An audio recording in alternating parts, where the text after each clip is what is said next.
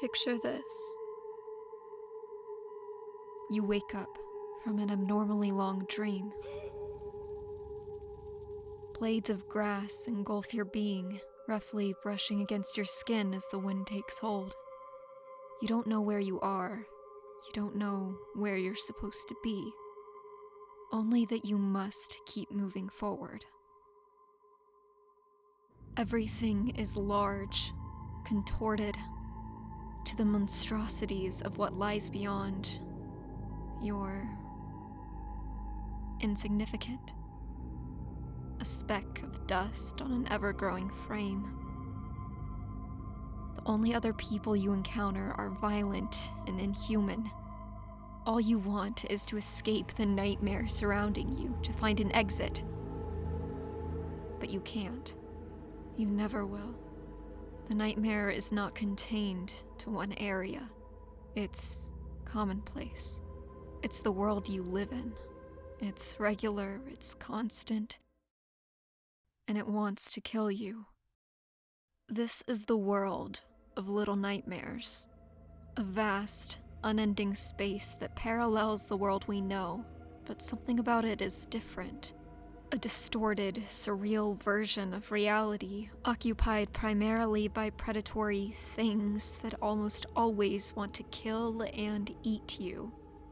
No cutscenes, no words spoken. Nothing is explained.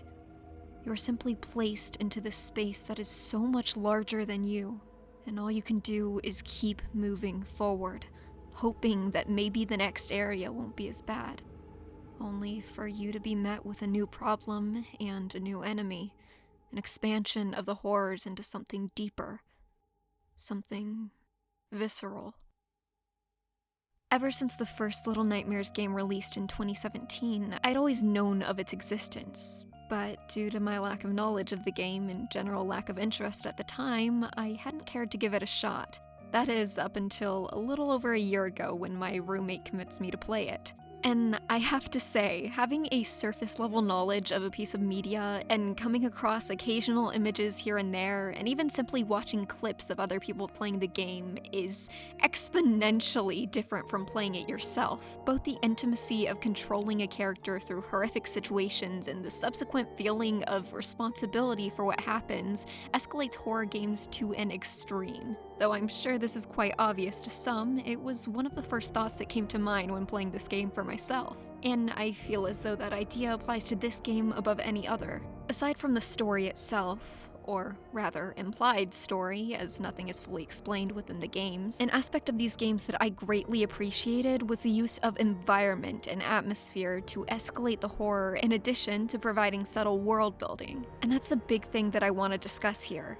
I'm not going to touch as much on the story itself, as I feel it's already been talked about quite a bit, but rather the way these games use various elements, both through game mechanics and overall design, to instill that deeply unsettling feeling of being constantly on edge within the player. Before delving deeper into this world, I'm going to advise anyone who has not played the Little Nightmares games to pause this video and, if possible, go play them first, as experiencing these games raw and firsthand is hands down the best possible way to experience them. This video is merely going to be touching on a type of horror that works best when the player is entirely immersed into the environment without a disembodied voice talking over it. I will be deep diving into the atmosphere of both the original Little Nightmares and Little Nightmares 2, and probably a little tidbit of Little Nightmares 3 at the end, so it's fairly safe to say that massive spoilers are in tow. Now, to make sense of what atmospheric horror actually is, and what it means for the player in particular, let's talk a bit about how games typically utilize different subgenres of horror. While story-based games will typically lean on the psychological side, more of your action-focused horror with more hands-on mechanics will focus on the player's ability to survive as a driving factor. And with that may come the occasional jump scare or boss fight. Take the Resident Evil games, for instance. While most of these games tend to successfully elicit fear in the player, and it surely did for me, whether that be through jump scares, violent antagonists, or whatever this is. Even then, even through all the insanity thrown at the player, you are still, for the most part, offered some sense of control. that being in the form of weapons. And for this particular example, you typically get to play as a fully capable character equipped to fight in some capacity, even if you simply start off with a knife. Hey, wait. You gotta give me your gun. This specific genre gives the player a chance to fight back, however little. And in situations where you might be unable to carry weapons, there will always be that lingering understanding that there are materials out there that can be found and used to your advantage. It's a system that allows the player some sense of security, a simple knowledge of being able to fight back, to actively defeat and conquer the things that lurk beyond. Little Nightmares is not so easy in that regard. You begin the game and are immediately thrown into an environment that is fundamentally against you in every way. You are a small child, and you are not provided with the relief of consistent weapons and resources. Even if you do find something to defend yourself, it's entirely of the game's accord. You don't get to keep it. You don't get to build and manage a collection of resources. You can only use what's at your immediate disposal in order to barely survive, to make it to the next room.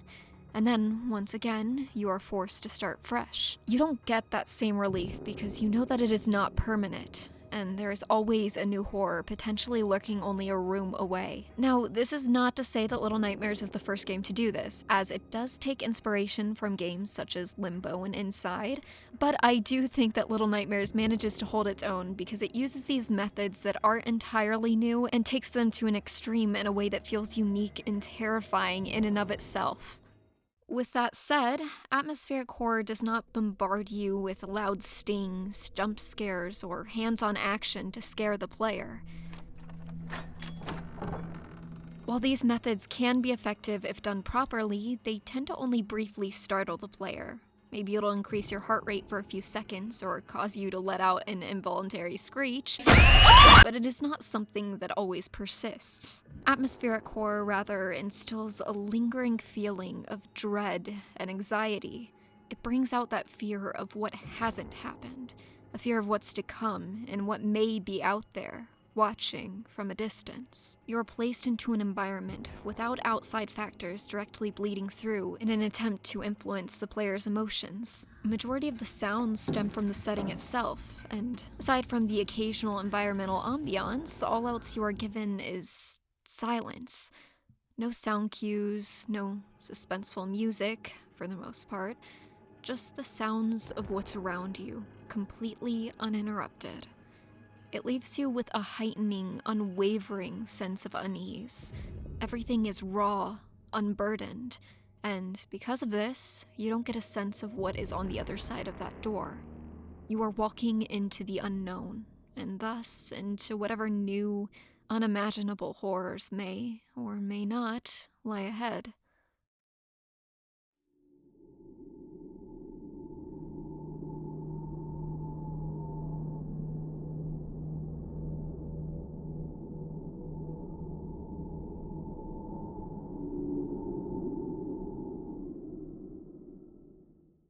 You begin in a dark place.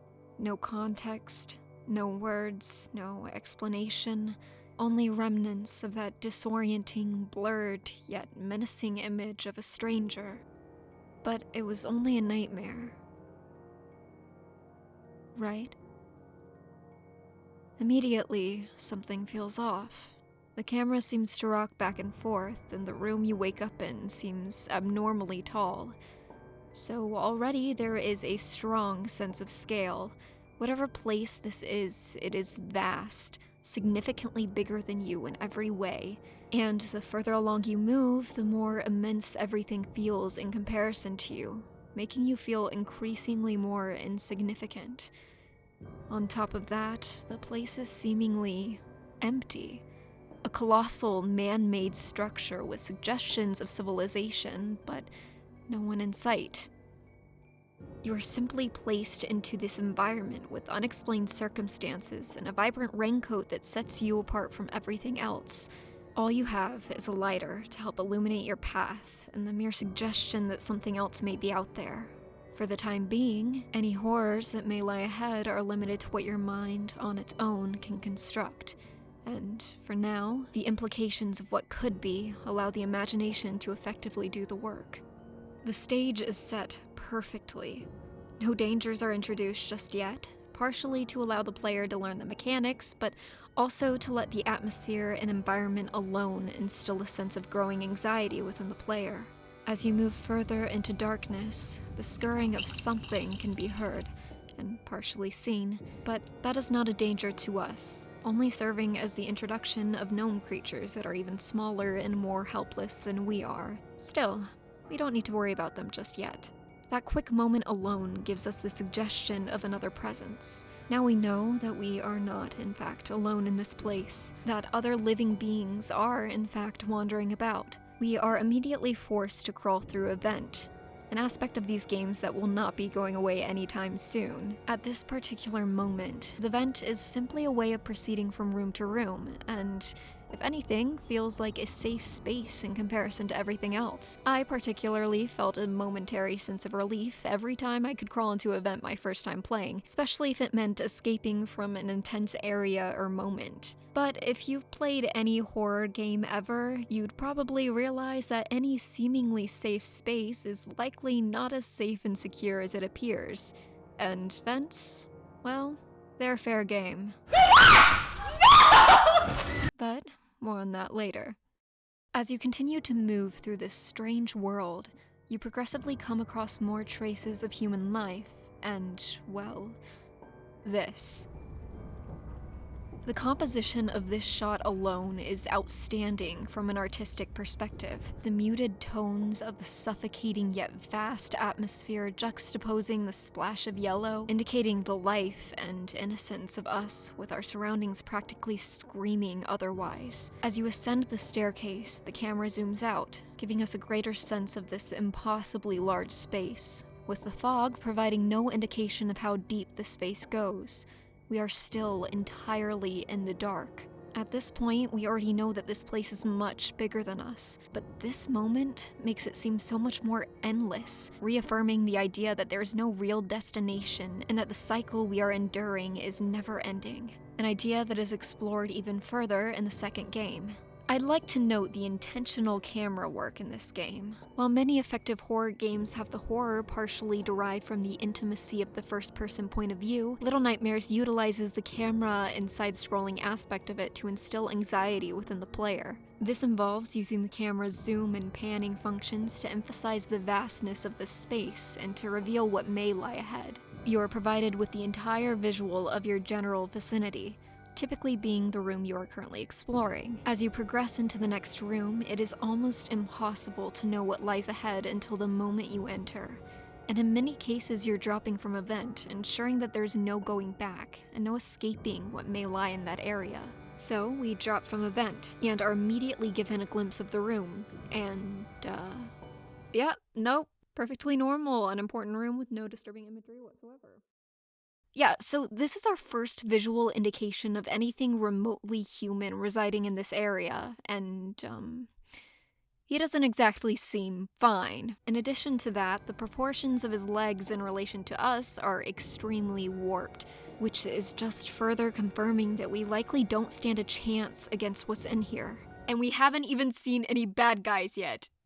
All of this is simply a form of build-up, gradually sprinkling in aspects of the universe our character lives in, and ultimately establishing a dense world that is much unlike our own.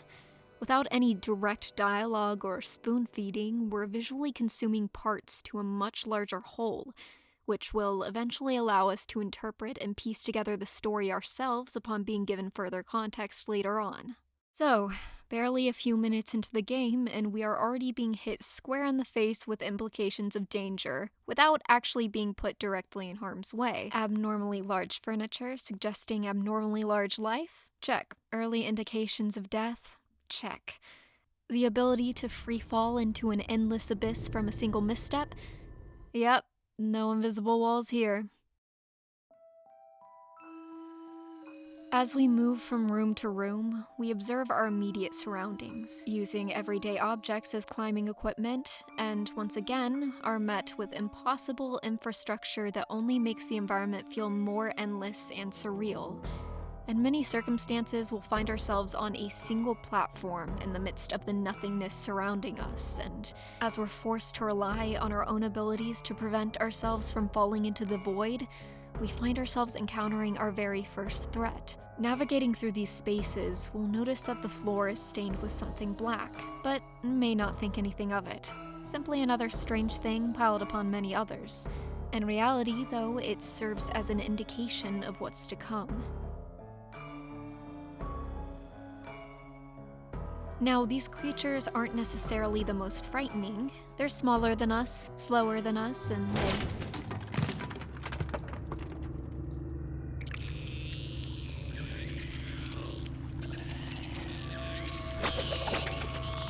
Okay, so clearly they're not holding back. But still, this is the first threat of the game and it seems manageable enough. What really adds to the horror of this moment is both the build-up to it and the incredibly unsettling atmosphere surrounding it. Once you think you've escaped these creatures, you unexpectedly drop into a pitch-black area completely surrounded by them. The only light you have is the small flame coming from your lighter, and even then, it is extremely difficult to see where you're going. You're essentially forced into an intensely urgent situation in which a threat that initially seemed easy to escape from has now multiplied to an extreme, and you're given very little help in the way of light. Okay, so before you go commenting... Oh my god, that isn't even scary. Wow, my 5-year-old brother could play this. Are you like a coward or something? Yes, maybe I am. And regardless of whether or not you think this is scary, and let's be real, horror as a genre is incredibly subjective, my goal here is to simply lay out all the aspects of these games and discuss how the stacking and combining of these elements ultimately create an immersive enough environment that may elicit an emotional response.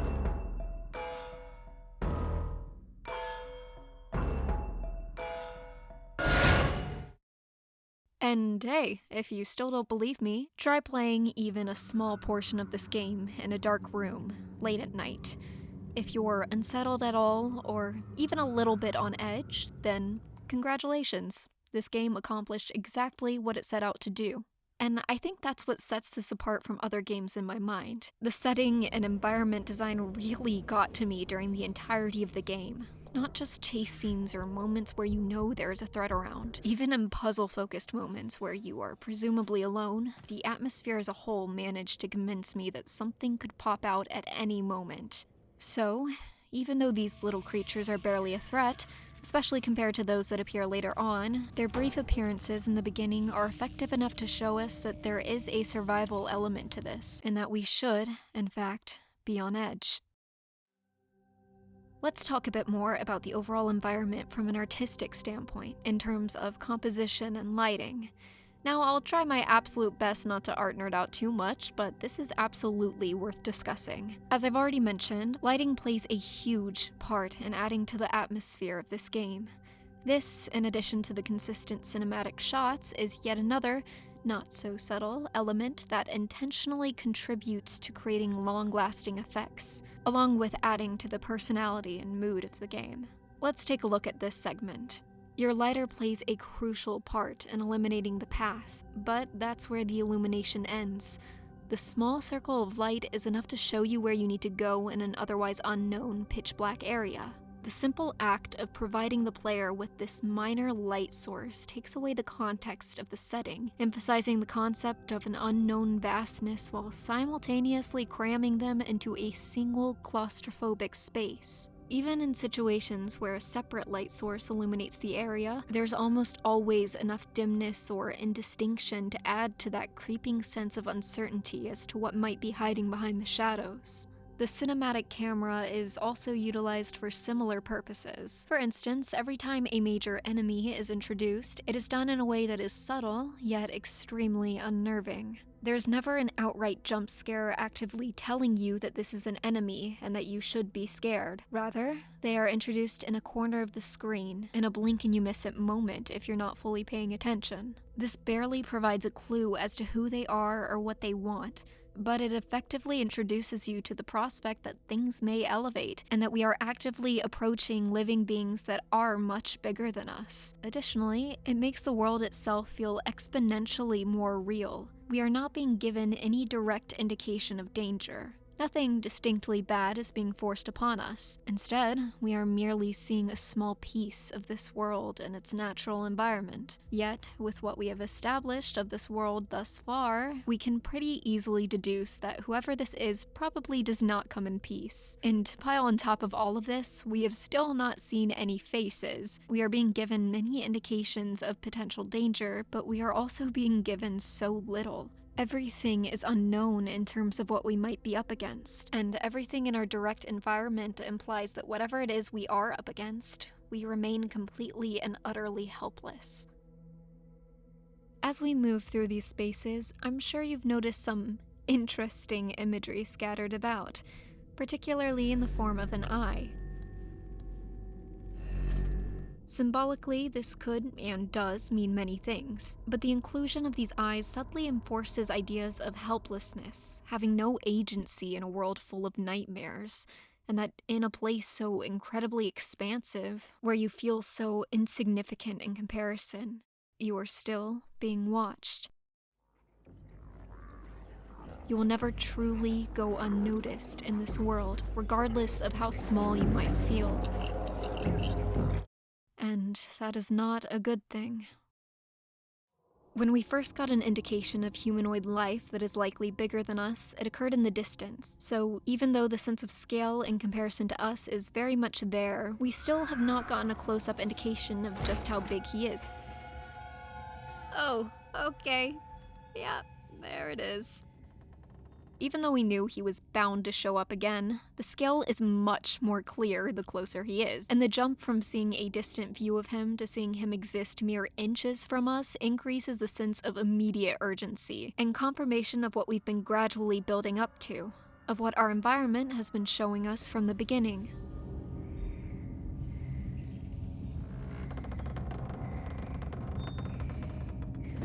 This is what I like to call good payoff. Even though we're still early on in the game, we've already been given a lot to take in. Numerous environmental elements all coming together to suggest imminent danger, enveloping the player in dread of what unknowns certainly lie ahead, and finally resulting in something unlike anything we have seen thus far, and it's absolutely terrifying. It's safe to say that the enemies in this game stand out as distinctive and unique to us. They are designed in a brilliant way that establishes them as human-like in their nature. Despite the exaggerated distortion of this place, every room has at least some touch of humanity or life that functions similarly to ours, and they are physically humanoid. Yet, in spite of all of this, they also manage to be viscerally grotesque. Their faces, their proportions, varying from creature to creature, are intensely off, a way that sort of aligns with the uncanny valley, although much less subtle than most examples of this phenomena. For those of you who may not know what the uncanny valley is, it is typically used to refer to extremely human-like characters that closely resemble real people, but are just off enough to trigger feelings of unease.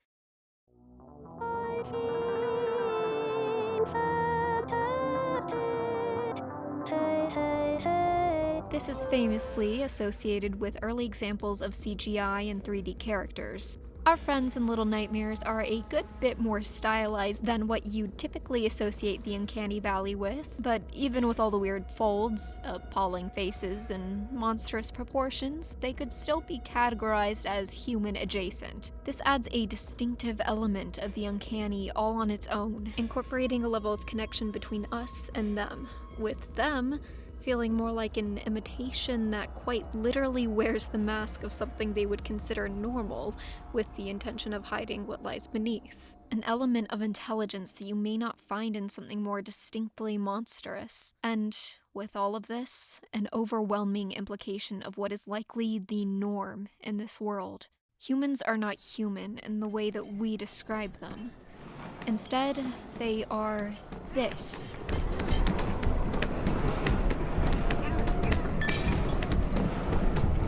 And they are everywhere.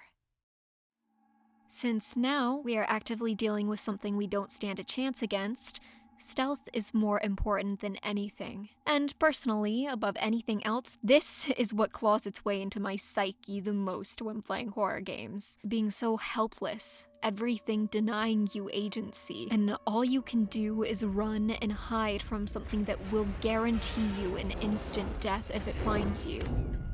It all plays into this sense of impending doom.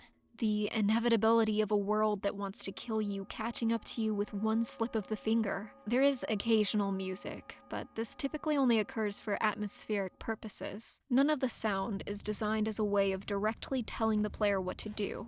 Instead, it, too, is used as a way of immersing you into the environment in a way that feels real. You may hear sounds coming from the next room.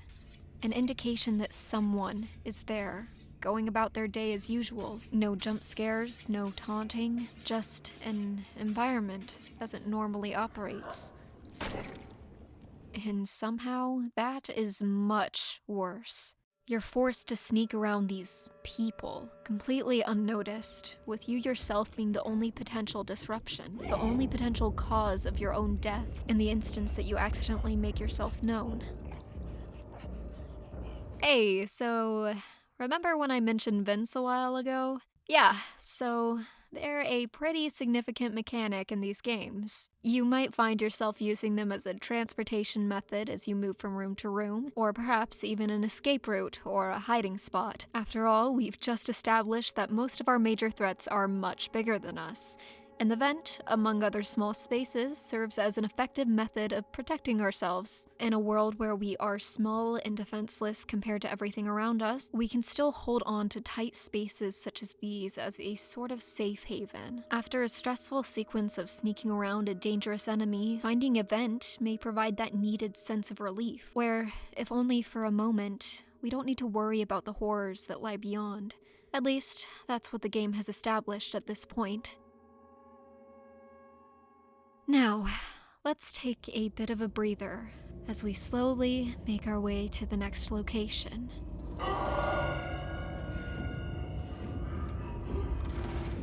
Well, that didn't last long.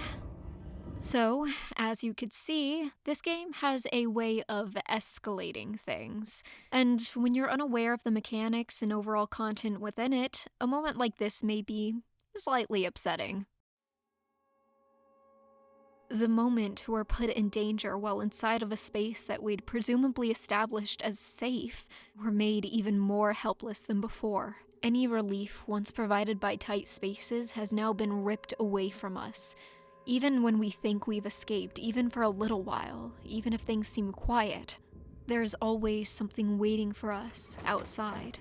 Something that can and will find us, even in the smallest of spaces. All of this merely increases that sense of urgency, the idea that anything could happen at any point, no matter where we are or how safe we think we are. At this point, we've only really dealt with one enemy at a time, and while this guy is certainly freaky, he's just one guy. We can get creative if we need to, and that we certainly do.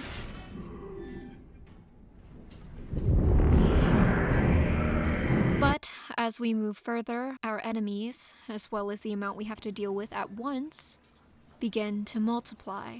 Meaning, if we manage to escape one, we may be heading straight to another one, yet another way of making us feel as though the world itself is closing in on us, and that we are surrounded from every angle. As we continue to catch glimpses of this environment in its everyday state, we begin to see implications of a story. Or rather, elements of world building. All of this is subtle enough to allow the player to use their imagination, which at times can be scarier than any direct explanation, but is visually incorporated enough to add some extra disturbing layers to something that was already deeply unsettling. As we continue moving forward, many of these suspicions become confirmed. And again, this is all done visually, and we are greeted with something much bigger than us. A crowd of what we'd equate to the humans of this world, the consumers.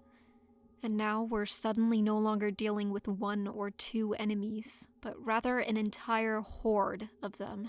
These are the customers, and despite possessing human-like features, they are significantly more animalistic than those we've grown accustomed to.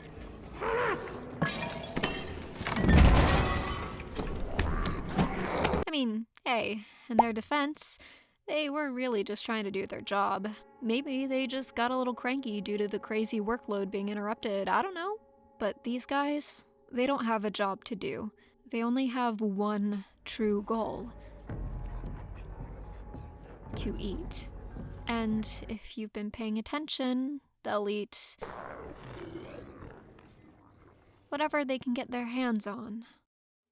Now, we've had intense moments in this game. We've had chase scenes in which we've been spotted and the only thing we can do is run away, but even those sequences are precursors to what will culminate in something increasingly more upsetting. First, we are only dealing with the janitor, which is terrifying in its own right. From there, we've got the chefs, who ironically look like big piles of dough, and with them, we find our only escape is completely out in the open, where we will undoubtedly alert them. Even then, we keep going, and it's becoming clear that in trying to escape, we are only walking deeper into the nightmare.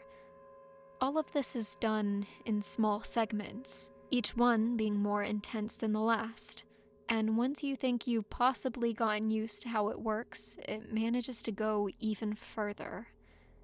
The idea of gradually transitioning from sequences in which we promptly need to hide from enemies to chaotic areas in which hiding is no longer an option, and we're put into positions where progressing means openly walking about a sea of enemies as well as having to evade their grasps ourselves, is, quite honestly, horrifying. The beginning of the game, at this point, seems much tamer. We never get really close to our enemies, and in the instances we do, it typically occurs quickly or during a more intense chase scene. And, take notes, guys, it is almost always against our will in a moment of urgency. Once we come to a point where we're dealing with many enemies at once, however, certain solutions require making your presence abundantly clear, finding yourself in a closed-off area in which you are low enough to not grab any unwanted attention, only to eventually come to the realization that the only way you can move forward is by running across a table occupied entirely by hungry cannibals within arm's reach, where in their eyes you are simply a part of the meal that grew legs and ran away.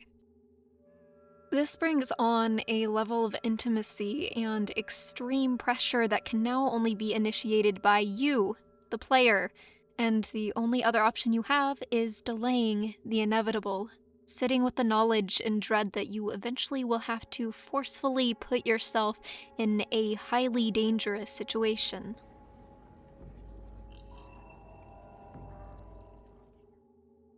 Now, a significant part of the game I've yet to elaborate on involves the direct setting on a broader scale. Throughout the games, we find ourselves moving throughout this seemingly endless, massive industrial setting, and along with the vast shots showcasing an intensely unsettling atmosphere, you may have noticed that the camera seems to rock back and forth.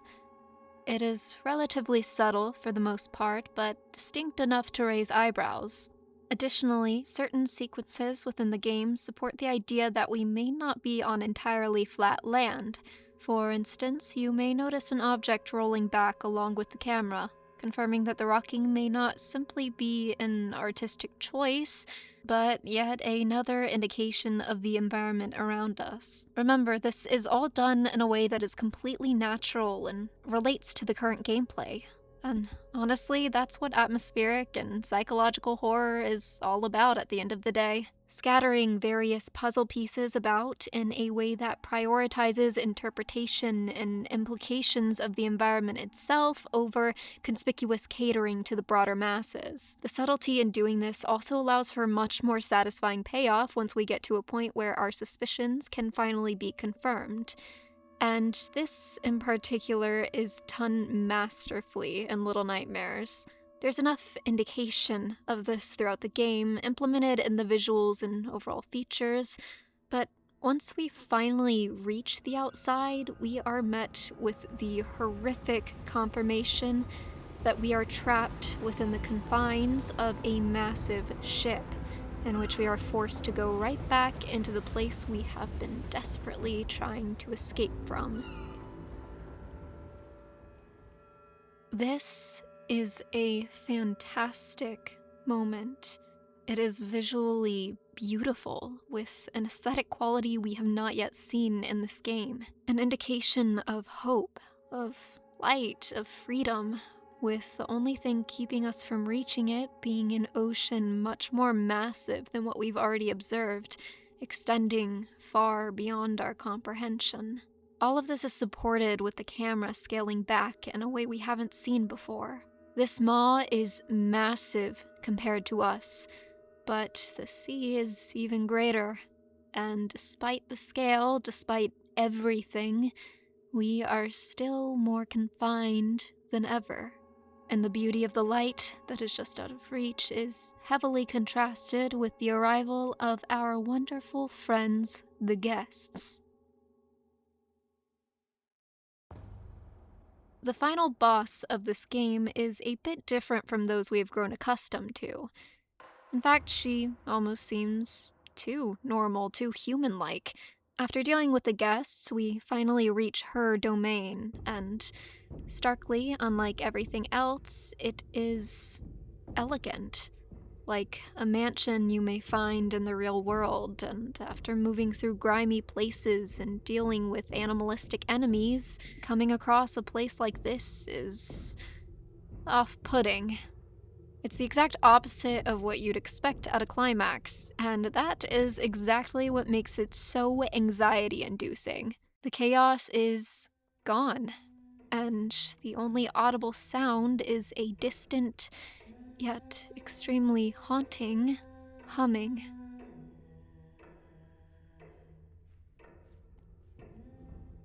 Now, we've heard some of these guys' voices before, but they are far off from what you'd consider human, which is terrifying in its own right. This voice, however, comes from a woman, something unlike what we've come to know of these residents, which makes her presence increasingly more eerie, creating a wedge so incredibly great between this section and the section we've just come out of, rids the player of expectation. Because this enemy is different from the rest, we likely cannot predict her actions, which means we'll likely have to deal with her in an entirely new way. This idea is confirmed rather quickly when, much like with the other bosses, we need to sneak behind her in order to find a key. Upon discovering the key is in a vase and can only be obtained by making a loud noise that directly alerts her of our presence, we might typically expect her to immediately begin chasing after us. This time, though, that is not the case. Instead, we are met with complete and utter silence.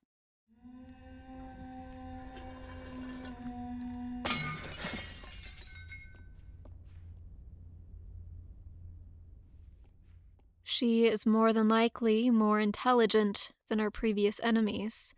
She knows we are here, and we know that she knows. But still, she is waiting for the right moment. I don't know about you guys, but I think incorporating a boss like this after incrementally more chaotic sequences is a brilliant move. Everything feels so much more uncanny, and because she has proved herself to be unpredictable, we are forced to reevaluate our methods. And that we certainly do. Finally coming face to face with her, and in turn, making her come face to face with herself. Now, if you've played this game before, you've probably noticed that I've left out a rather important element of this game that heavily contributes to its disturbing factor, since I feel that these themes and additional horror elements that derive from this also directly relate to the second game and are a significant aspect of these games overall. I will be discussing it as a whole towards the end of the video.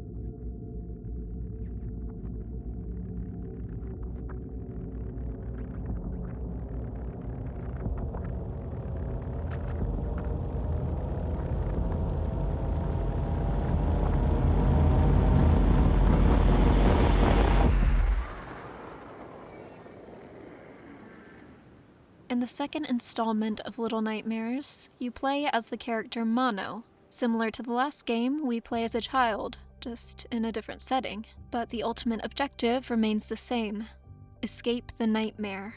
Only this time, we find ourselves surrounded by tall blades of grass. We are not restricted to a ship.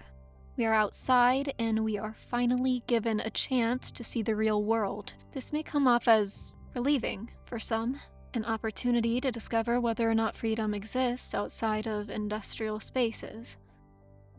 But it is not long before we are met with the harsh reality that the outside world is doubtlessly no better than what we've grown accustomed to in the mall. Everything we'd experienced in the first game was primarily man-made, but even though we're now in an open field, not much has changed in terms of mechanics as well as how this game approaches horror as a genre. Navigating this area, much like in the first game, introduces the player to a location that feels vacant, empty, and vast.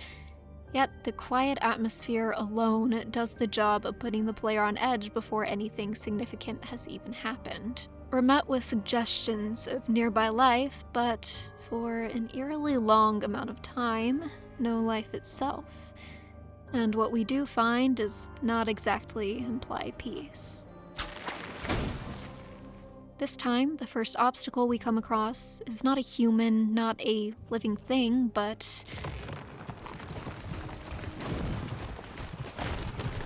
nature itself.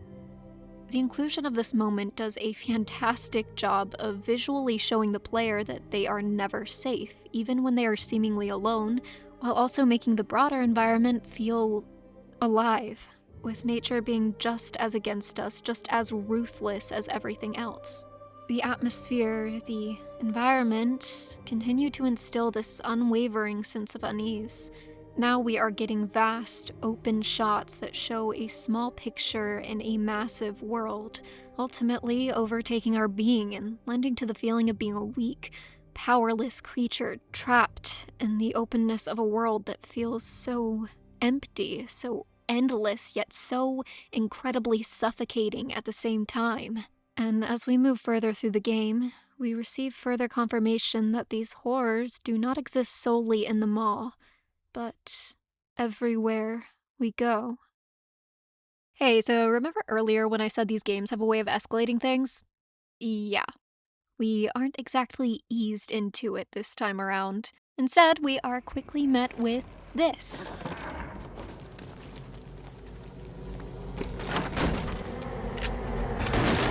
And, yep, this is our first enemy.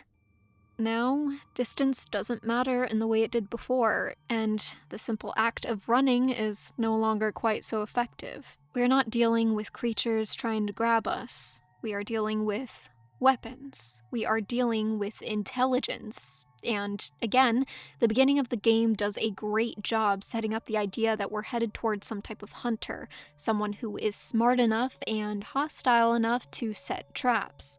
So, yeah, the very beginning of the game, and we're already being hit square in the face with the fact that this is not the mall and that it in some capacity could be much worse. And that is exactly what we will come to experience.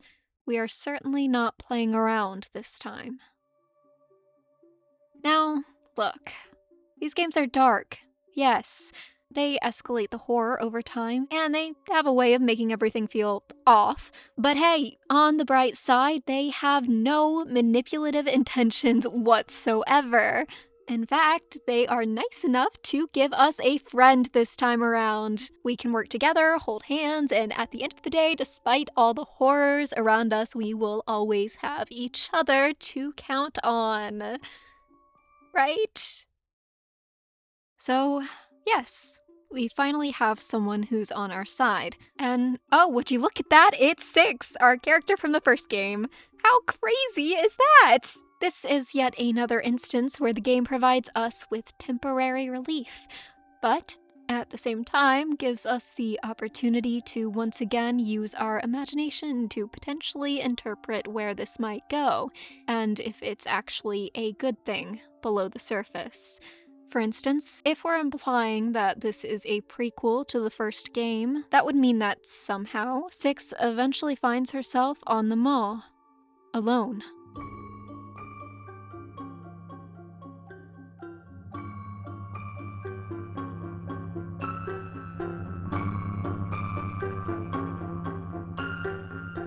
And as usual, the game doesn't give us any answers. At least not right now. It only gives us a friend.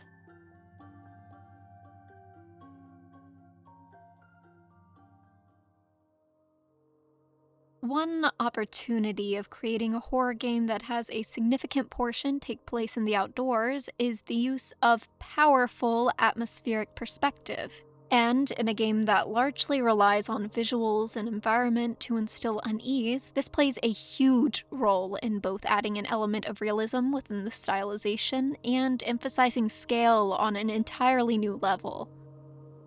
As I'm sure you already know, atmospheric perspective in real life indicates something that is far away, suggested by a lower contrast and lighter value. In the world of art, this concept is essential in creating accuracy of depth, scale, and three-dimensionality in order to reflect real life. If this is done incorrectly, the painting or environment will often look flat and unappealing. And if it wasn't already obvious, this applies to art with the direct intention of incorporating some aspect of realism as opposed to something more abstract. In Little Nightmares 2, atmospheric perspective is utilized in a phenomenal way that emphasizes scale to an extreme. Let's take a look at a photograph that accurately represents this concept in a typical urban environment. The objects closest to us are nearly black, with the more distant buildings becoming lighter and less distinct. Now let's move over to an example of this from the game itself. This shot, among others, is absolutely haunting from both a color and composition standpoint. But the use of atmospheric perspective, in addition to these other factors, emphasizes the scale in a way that is incredibly extreme and makes the world seem so much more infinite. Just look at this insane shot that occurs when we see our first glimpse of the city. Fog obscures a good portion of it, making the reveal of scale much more impactful, and signifying that this place is largely unknown, hiding beneath a veil, yet it continues to affect us, to loom over us, as though it is watching, as though it, too, is alive.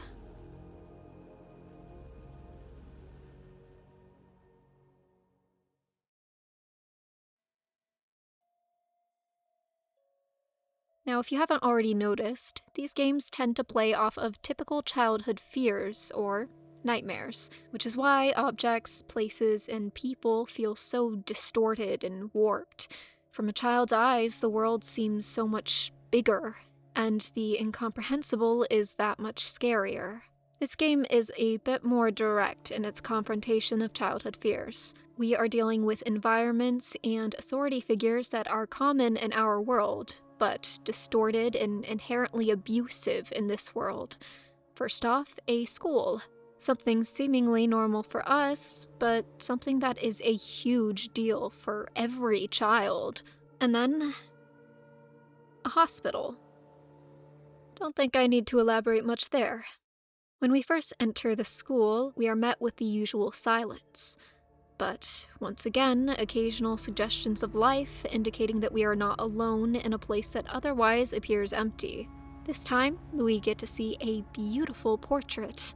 The act of placing something in an environment that it would naturally fit into, but that also gives the player a hint as to what they might be heading towards, is yet another effective way of getting under the player's skin without outright putting them in danger. And yeah, her character design is rough.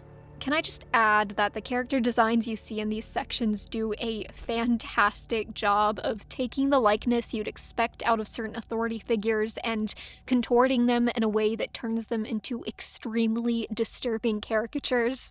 Like really, just take this lady's face, give it more realistic proportions, and make her facial expression look less like that of a sadist, and I'd be pretty darn convinced that she's your run-of-the-mill teacher that exists at almost every school.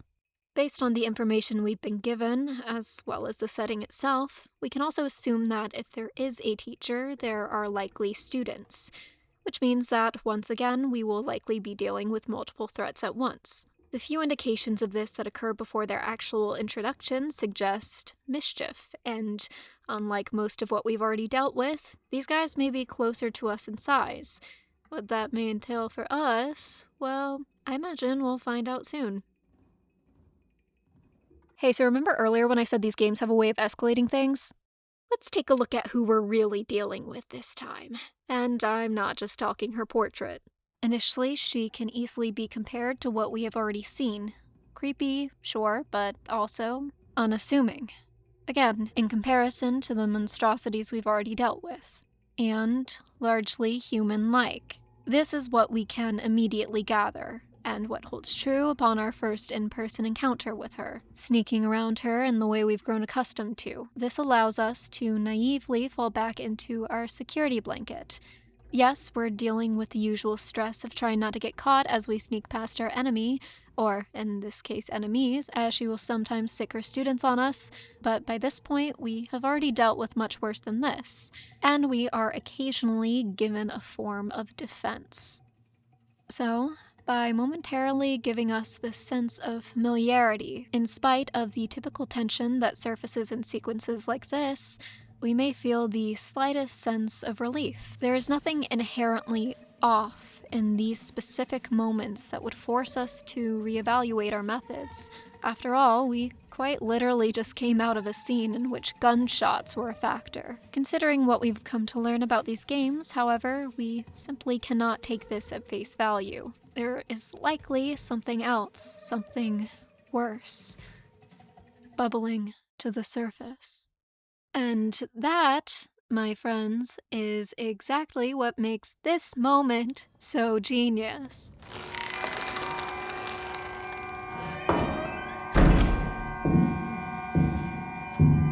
This moment parallels our subtle introductions from the first game. It is merely a silhouette, and it happens quickly.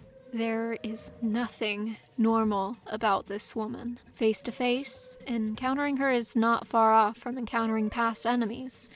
Yet, through all of this, we have that image, that indistinct silhouette, gnawing at us. Something that did not give us much, but that gave us enough to instill this underlying fear, this anticipation of how things might escalate, and that we have not yet seen the full picture.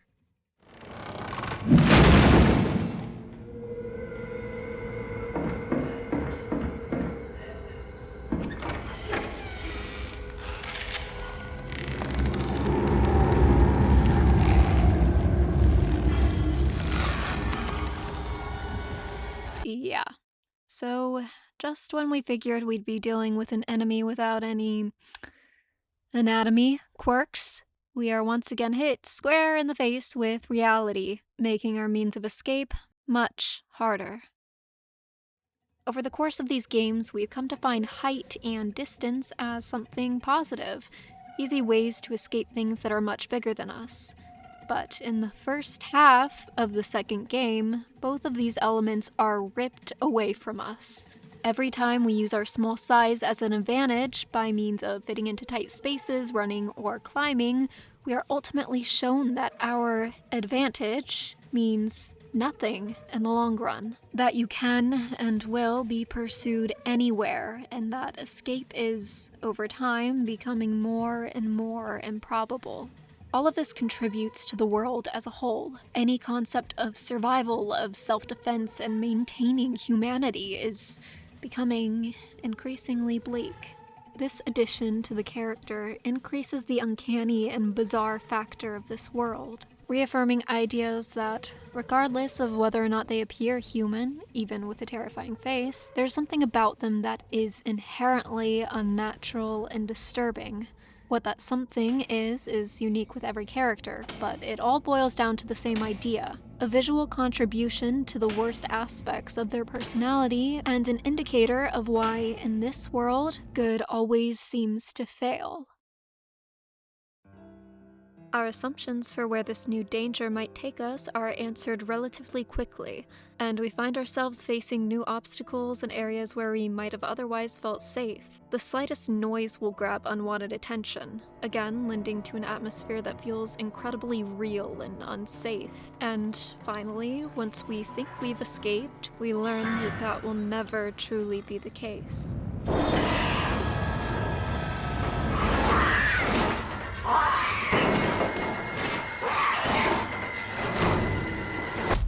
The build-up to this vent chase is absolutely brilliant. If you recall, it had already been established in the first game that vents aren't necessarily a safe space. But even then, even when the janitor's arms are grabbing at us, they are still limited to a specific area and don't know exactly where you are. And what's scarier than really long arms grabbing at random? An entire head chasing after you using a neck that stretches to infinity. This whole sequence is absolutely terrifying, especially considering the fact that it makes sense with what we've learned about this character.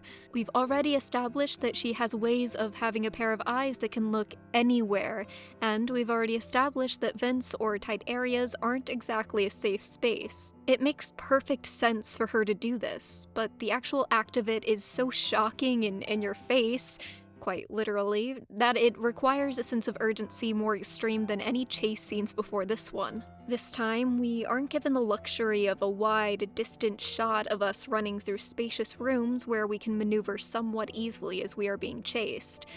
No, instead, we are confined to the tightest, most claustrophobic space possible in which we cannot actually run, but can only crawl away, with the camera itself getting close up and personal, allowing us a full view of her head as it continues to pursue us. Nothing about this comes close to what we have come to know of chase scenes in these games. And the fact that we cannot see a body but only a head coming after us in a place where it doesn't belong further disconnects us from any sense of reality. Something that should be human-like has now detached itself from anything we could have once perceived by placing itself in a setting that makes it appear monstrous and uncanny. Yet this isn't your typical monster. Her head is moving and contorting in ways that are far from human, but appearance-wise, that is still a human-like face. In my personal opinion, mixing these elements effectively elevates the horror in a way that something more blatantly monstrous would not in this circumstance. It brutally triggers the same fight or flight response you might get from a disembodied head floating at the foot of your bed at 3 a.m.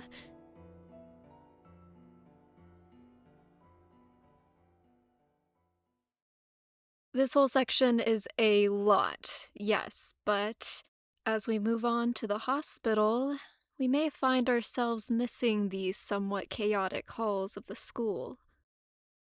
Now, this entire section is largely what inspired me to make this video in the first place, and the setting as a whole is one of the most effective uses of atmospheric horror in these games. We've grown accustomed to unsettling yet dimly lit areas, and we likely won't have realized the luxury we were given before until we finally set foot in a place that is like no other. Many past sections incorporated creepy settings as a way of world building and contributing to the enemies that live within the setting. The hospital as a place and as a design, however, is arguably the entire foundation of our fears. We don't even need to encounter any enemies. The moment we set foot in there, the abandoned, static yet dynamic design, emphasizing darkness, hidden figures, and silhouettes to ultimately bring out intense fears of the unknown, of what is certainly lurking in the shadows, unmoving, yet still facing us as a likely observer, is immediately apparent. There appears to be two extremes utilized as a way of eliciting fear. Extreme detail and close-ups of something grotesque, contorting in unnatural ways that triggers urgency, and the other end of it, complete lack of detail, only emphasizing areas of light in the foreground, with the background being mostly uncertain, yet with enough detail to suggest that something is there. We have just experienced the former, which means we are acutely aware that there is potential for something more to occur. Lighting plays a crucial role in setting the stage for this section, and this strongly applies to the concept of atmospheric horror as a whole. We are rarely given extreme detail in a single shot. The lighting is inconsistent, and even when we are given some control over the lighting, we rarely get to see the full picture. This is done in a realistic way that instills an uneasy feeling of uncertainty within the player, even though we are seeing a wider perspective of the setting. We are given so much, yet so little at the same time, and what little we are given is just enough to make us question our own eyes, to put us on edge even when nothing is happening. The use of lighting, for this reason, and for placing varying emphasis on objects, also suggests greater depth and three-dimensionality. It is far from flat, and because of that, we are infused with the idea that the environment continues far beyond our immediate line of sight, and that there's more to be discovered, hidden in the darkness. And this is where our flashlight comes into play. Now, if you recall, we were given a lighter throughout the entirety of the first game, which, on its own, still provided us with limited sight in dark places. We don't get that in the beginning of the second game, but once we reach the hospital, we are given a flashlight. This might give some people a momentary sense of relief, but let's be real, flashlights in horror games almost always serve purposes of increasing tension through visual limitation. What I mean by that is this. Notice how, when we ourselves don't have any control over the light, we almost never find ourselves in complete darkness. This is essentially the game's way of telling us that, at least for the time being, we will only be navigating areas that can be explored with additional assistance in the way of light. So with this in mind, we can assume that most areas will be at least somewhat lit. Otherwise, it would be nearly impossible to explore. Once the game gives us a flashlight, however, that knowledge becomes entirely inapplicable. Even further, we are basically being given direct confirmation that many areas from here on out are going to be impossible to navigate without a flashlight. Part of what makes this further increase tension, aside from what I've already mentioned, aligns with the control you are being given over what you see. You are given the opportunity to illuminate what you'd like, and, conversely, maintain darkness in other areas. This contributes to the idea that we are still only getting a small portion of a much larger picture, and because we have some form of control over that portion, we will be facing greater accountability moving forward, and as a result, greater stress, even when nothing of note has occurred. To pile on top of that, once we enter this new area, we come across a number of mannequins in various positions. Now, for those of us familiar with certain horror tropes, we may immediately begin to suspect what this might mean for us, especially once we get our flashlight. But even if you're completely unsure of where this might go, the placement and general setting of the scene within each space should be more than enough to put you on edge. Mannequins in general are a pretty integral aspect of horror from a psychological perspective, even when they are placed naturally, in a way you'd expect a mannequin to be positioned, they remain one of the creepiest objects you could place in a horror setting. And this circles all the way back to the concept of the uncanny valley, which might apply to these guys above anything else in these games. Mannequins are distinctly symmetrical, distinctly human-like in the way they are constructed, which gives us a subtle impression that they should contain life in the way that we do. Yet, they proceed to completely lack any form of expression or life. They are objects, simply put. But because they share physical qualities you'd find in a human, you might get a feeling of uneasiness at their presence. You may see a human-like figure in the shadows, expecting to be greeted with just that, only to discover that it is rather a lifeless imitation, an off-putting presence that lacks humanity despite appearing as though it could spring to life at any given moment. And all of this, all of these feelings, these fears, are intentionally utilized in order to infuse that unwavering sense of uncertainty before eventually taking these ideas even further. As uncanny and terrifying as these things are, you are still left with a lingering hope that in this world, the mannequins are just as lifeless as they should be. But as we've gathered long before this, we are not occupying the world that we know.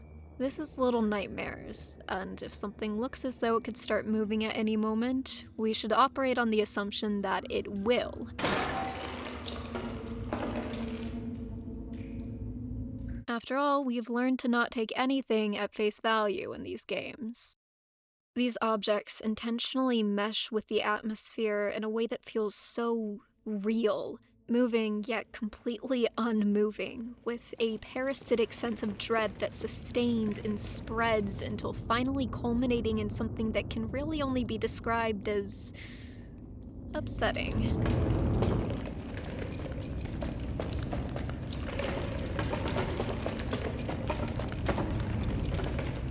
Now, the Weeping Angel mechanic is not exactly new when it comes to horror games. However, when used properly, it can be one of the most horrifying aspects of a game.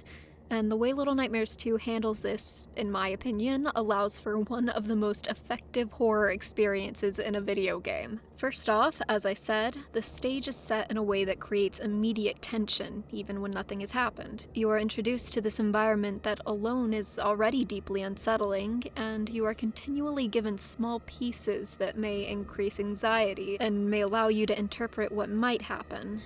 And understand that not only something is off, but that the flashlight, similar to other objects we've been given in the past, could eventually serve greater purposes that transcend simply illuminating the area. I, for instance, was pretty new to horror games when I first played this, and wasn't entirely aware that this element could be considered pretty standard, but upon receiving the flashlight, I immediately became apprehensive. More than that, terrified that a weeping angel element could come into play.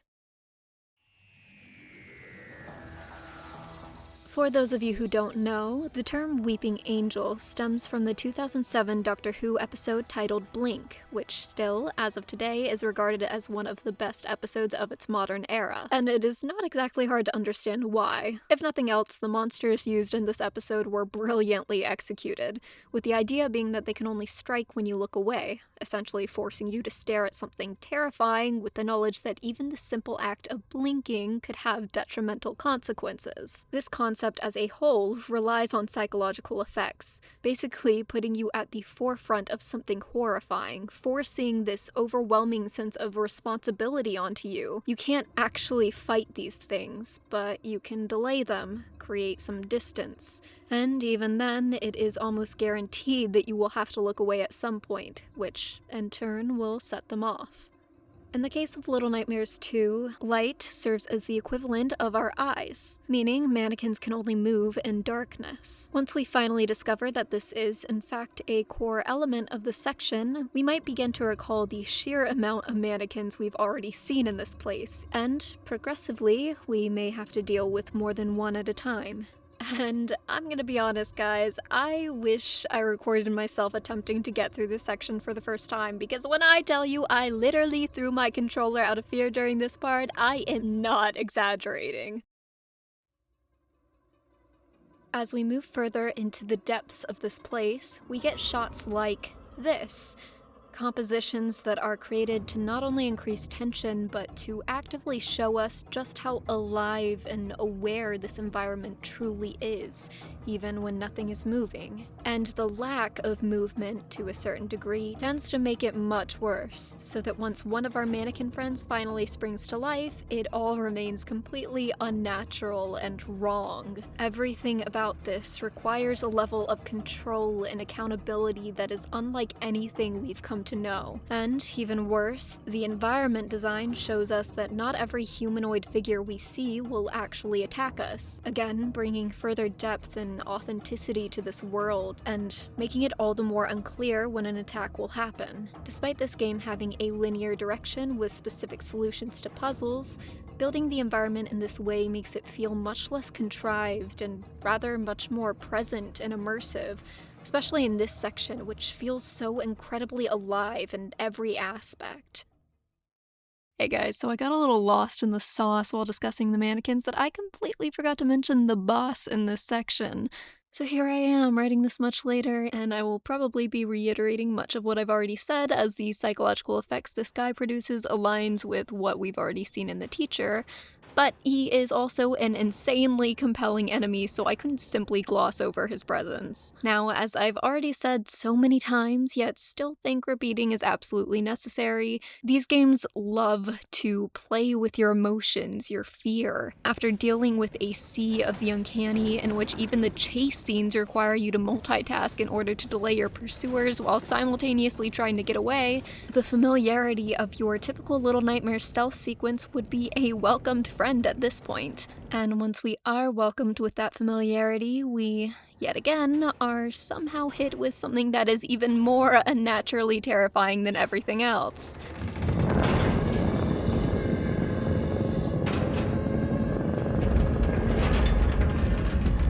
The introduction of the Doctor is quick, blatant, no sugarcoating, and the inhuman nature, and not just the way he moves, but the way he simply exists, touches on the same fear response we'd get from the mannequins, but in a completely different way that, again, forces us to reevaluate our methods. There are no mechanical aspects to him. It all fits with what we've seen from previous enemies. He is the most blatantly alive being in this area, and seeing something adjacent to a poor excuse of a human behave and exist in a way that is so incredibly far from human successfully elicits that same fight-or-flight response we would have gotten from the Teacher. And as grotesquely bizarre as his character and sound design is, he still manages to naturally fit into this completely unnatural environment. That is a glaring indication of every design element that goes into this balancing and working together to produce something that manages to feel authentic in a fantastical setting, ultimately creating an experience that is surreal yet breathtakingly immersive.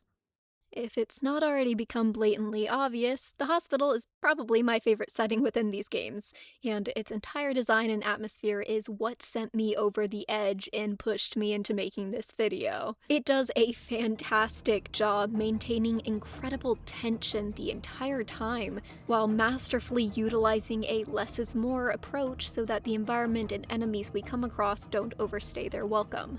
They are perfectly placed into their respective setting, doing exactly what they came to do without feeling cheap or unnecessary. All of this heavily contributes to the idea that we are moving through a small area in a massive world, and that we are merely a disruption to what already is and has been long before we arrived. Alright folks, we're in the final stretch. It's time we talk about the ending. Similar to the first game, the final boss of Little Nightmares 2 is the most human-like enemy we have faced in the game, and much like the lady, the Thin Man has some form of supernatural power. Interesting parallel. The final chunk of this game sees a subtle tonal shift. Atmosphere continues to play a major role, but this time, the visuals, sound design, and mechanics become progressively more disorienting. Time quite literally slows down when we're in the presence of the Thin Man, further connecting us with our character Mono and intensifying the inevitability and ultimate inescapability of all of this. If we seemingly escape him once, he will quickly find a way back to us, closing in and basically cheating the system by teleporting. Once again, showing us that running is not as impactful as it's been in the past. Even when we manage to escape, relief is merely a distant entity, and all of this just feels so oppressing.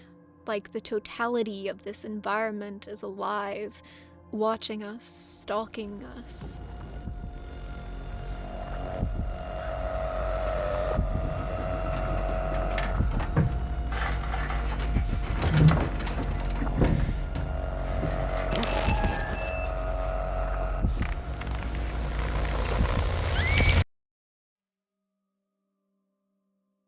We lose our friend, Six, and as we look for her, our environment begins to change.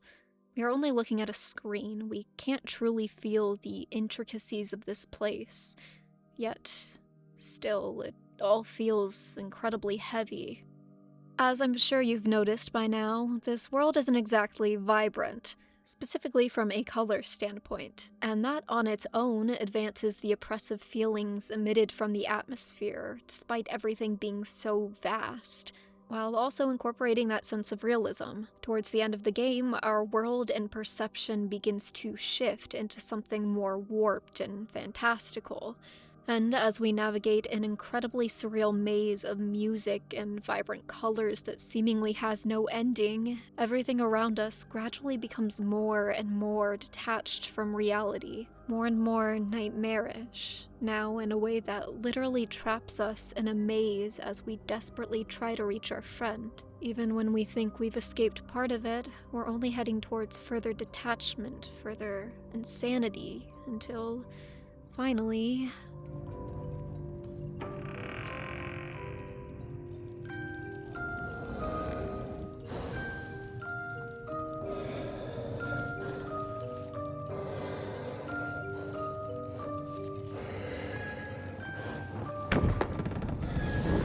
Compared to everything we have seen thus far, compared to all the monstrous imagery, disproportionate spaces, and starving enemies, this is an outright slap in the face. From the beginning of this game, we've been given something that we never had in the first game. A shoulder, a sense of security, a reminder that we are not completely alone. A friend. And now, that friend, that blanket that we've been able to rely on throughout this whole game, has become a complete equivalent to everything else. Even then, at this point we can still hold on to a small sense of hope, a knowledge that all of this was against her will, and that we can still bring her back. And in order to do so, in order to revive our safety, our security blanket, we have to destroy hers. We have to destroy something considered meaningful and safe in her eyes. And this, right here, will ultimately lead us to a complete understanding of one of the most prevalent and heart-wrenching themes in these games. Before we delve deeper into that, let's talk about the actual ending. We save our friend from this nightmare, and everything around us begins to contort and come alive all at once, and all we can do is run. This is more of a direct implication of the idea that we are never alone and we can never truly hide from these horrors. We've gotten consistent symbolism of an eye throughout all of this, subtle suggestions that there are constant eyes on us, and now, as we attempt to escape, the eyes become more present than ever, in the form of the environment itself. Now, this whole sequence feels a good bit more Lovecraftian than anything we've been presented with. The ideas presented in cosmic horror that the world is larger and more incomprehensible than we thought are extremely prevalent, now shifting from humanoid threats to ones that are more abstract and directly environmental. The environment throughout these games has always felt more substantial than us, from far more than just a literal perspective. It has always felt atmospheric in the sense that everything around us feels incredibly immersive, and, in some ways, sentient. Even with elements that should be stagnant and lifeless, it still feels like there is an oppressive force consistently weighing us down, like the entirety of our surroundings is malicious. And now, as we continue our desperate attempts of escape, our environment literally springs to life, confirming that no one area in this world has ever been vacant. Not only are the visuals incredibly surreal and dreamlike, but time as a whole seems to slow down as we progress further. Again, merely confirming that this place is inevitable, and that it can figuratively and literally swallow us whole. This element may also increase stress and tension within the player, making everything seem more final and more dire than ever. So that once we finally reach this moment,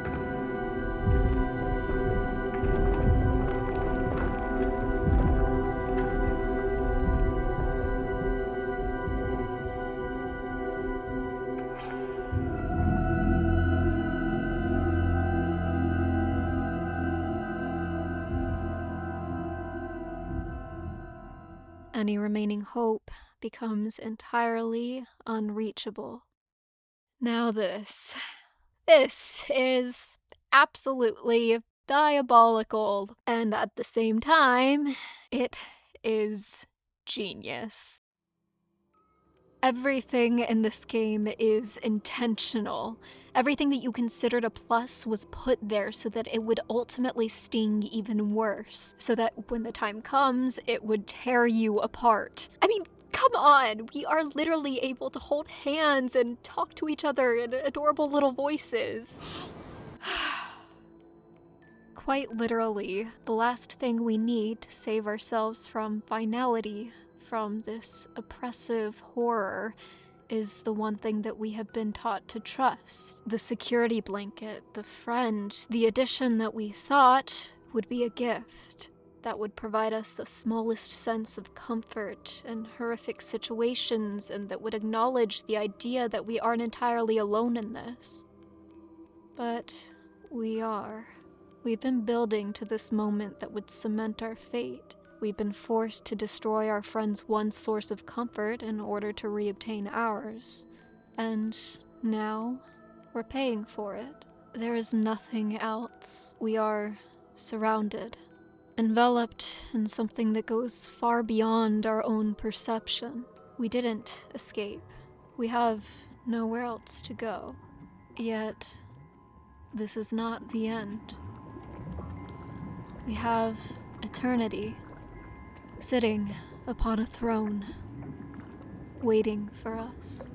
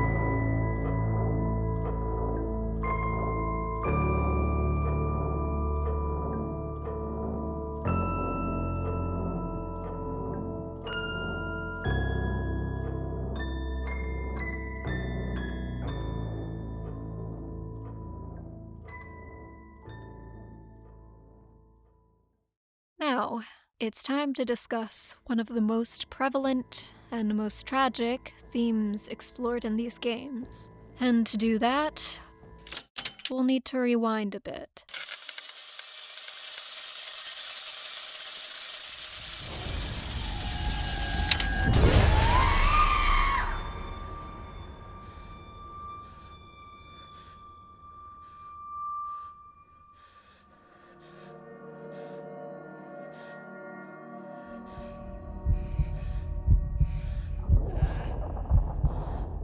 So for those of you who might not know, Little Nightmares was originally going to be titled Hunger, and knowing about what is shown throughout the game, that fact is not all that surprising. Before ever coming across the chefs or the guests, we, playing as 6, begin to have moments where we ourselves begin to feel the effects of hunger. And as most things in these games, it starts off small. Someone offers us bread, but that isn't enough to sustain us. We will continue to feel this hunger. It will never fully escape us. And as it begins to consume us more and more, the food itself becomes less important. The only thing that matters is that our hunger is sustained, so that we can continue to survive, regardless of whose life it may cost.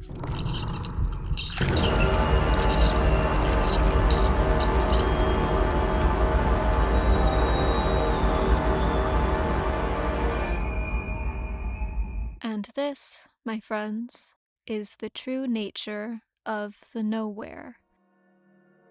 No matter how small, how defenseless we are, there are always monsters who are bigger and hungrier than us. And there is always something smaller. There is always prey. As we reach the end of the game, we essentially become the thing that we fear most, the thing we've been desperately trying to escape. And in this moment, the gnome becomes us, with us being the new horror.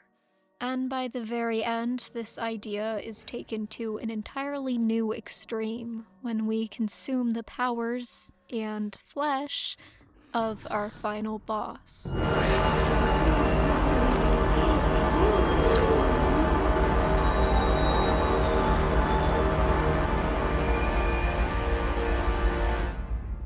Now we are indestructible, powerful. We are the new nightmare, and we are finally free, making room for new victims who we now view as insignificant. All of this is a cycle, an endless loop of hunger, sustainment, consumption. Friendship and morals will not take you far in this world. In order to truly survive it, you must fit the mold beckoned by the environment. And even then, are you truly free? The small answers to the large, and the large answers to the larger, to the whole. The all-consuming atmosphere that will eat us alive if we don't strike first.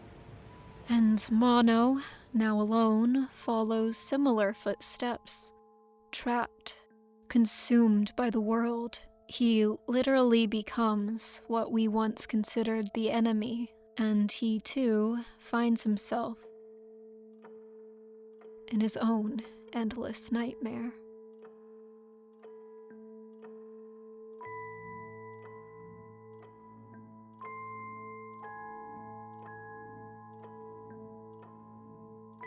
All of these themes are extremely prevalent and masterfully developed. Not only are we seeing these themes through different characters and enemies in different ways, but it is all presented to us visually in a way that not only supports the surreal, dreamlike quality of a child's nightmare, but that feels dark and oppressive and inevitable. It is all there from the beginning of the first game. The world is large and contorted, yet it continues to consume us, and there is no end to the terror, just as there is no beginning. It is the world, it is everything, and here, there is no stopping it.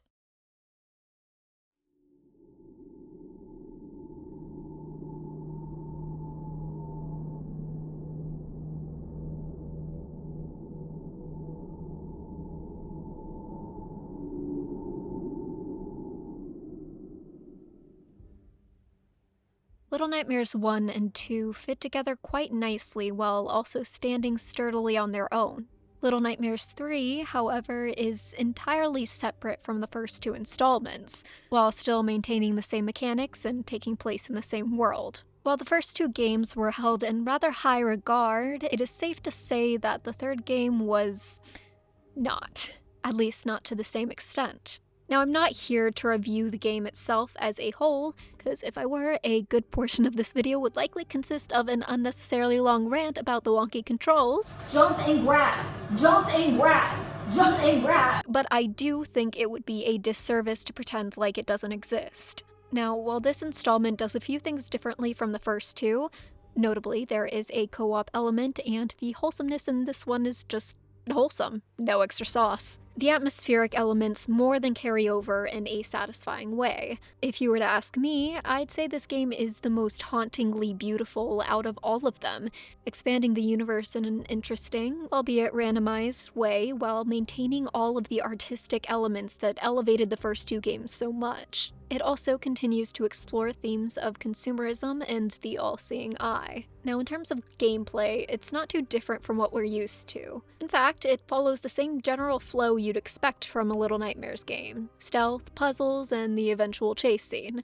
And at this point, if you're familiar with how these games tend to operate, it becomes easier to anticipate what might happen, or where we might end up in terms of gameplay. This, in addition to some of the heavier trial and error aspects of the game, can sometimes take away from the horror. For example, an intense moment that is initially shocking and suspenseful can easily be reduced to mildly frustrating when you have to redo it multiple times in order to figure out step by step what you're supposed to do. In my personal opinion, this is not a huge issue in the first two games, but happened to be a good bit more prevalent in the third game due to some of the added co-op elements and less than ideal controls. Now, since we've got two characters, both having their own weapons, there are more specific factors and expectations contributing to our survival that, in some cases, can really only be figured out by dying multiple times. That is not to say that this applies to everyone. In fact, many of the criticisms from the pro gamers of our age argue that the puzzles are too easy.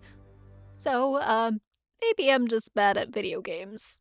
Regardless of how you may feel about how effective this particular game is in terms of delivering acceptably terrifying gameplay, a huge contributing factor derives from the atmosphere. The ability of creating a complex and consistently eerie environment through visuals, through things within the game that you might not ever directly interact with, but that linger in the background, operating in their normalcy and leaving us to interpret what we are and are not seeing.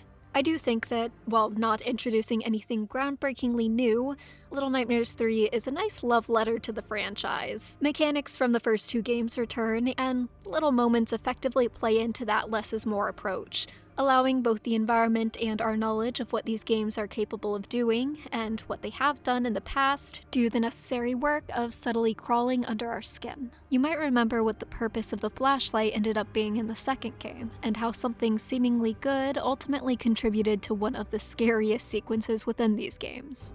We get a moment, a good way into the third game, in which we are, once again, given a flashlight. The context of this simple act, without actually doing anything substantial on the surface, is enough to remind us of what this has led to in the past, and allow us to only imagine where this might go. Flashlight! Flashlight! Uh-oh. I swear to God, if I have to do... when we get a...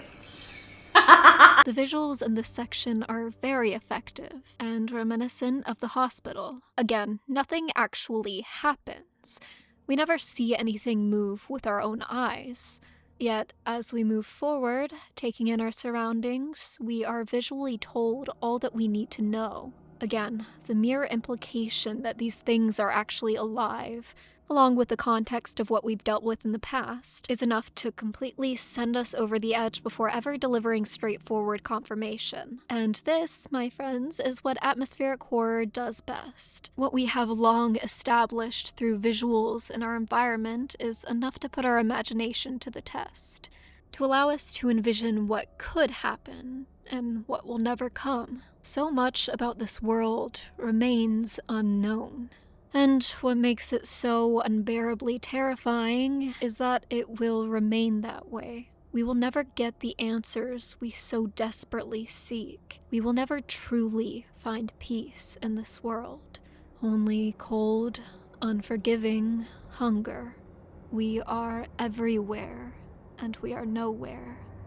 We have seen so much, yet there is so much that will remain unseen. Wow, that was a lot.